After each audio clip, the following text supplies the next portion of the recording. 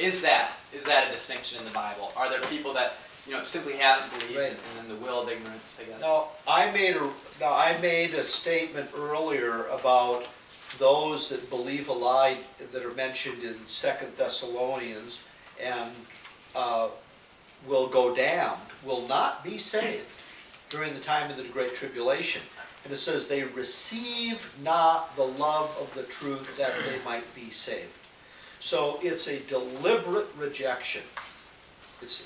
So I don't think in that passage he's simply speaking about people who maybe they had read a tract once or something, but what you have here is not simply people who had been under the sound of the gospel and not trusted Christ, but people who have been under the sound of the gospel and made a knowing, deliberate choice to reject it.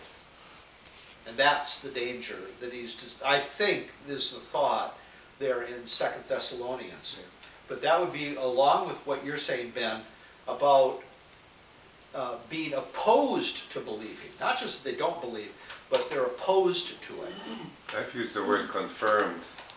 Confirmed unbelief. Yeah, it's a confirmed unbelief. I will not believe. Yeah. Now, we would caution here, because we have seen people who we thought were beyond hope. And so you'll read about Manasseh in the Old Testament. And, well, who could have gotten worse than Manasseh? Manasseh, as such an idolater, was actually involved in deep immorality, because the idolatry of the Old Testament was very immoral.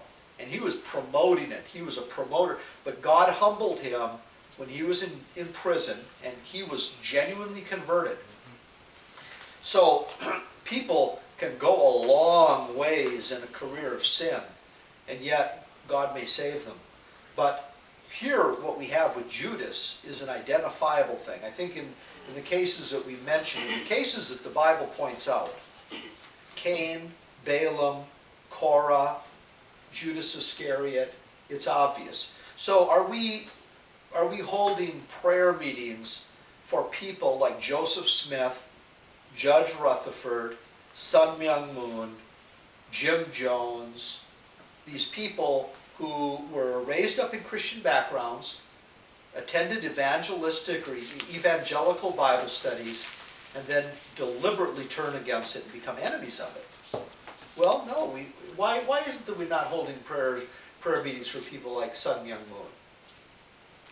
Well, we might be praying for people that might be influenced by him, but there's a general consensus that here's a man who has crossed a line of no return.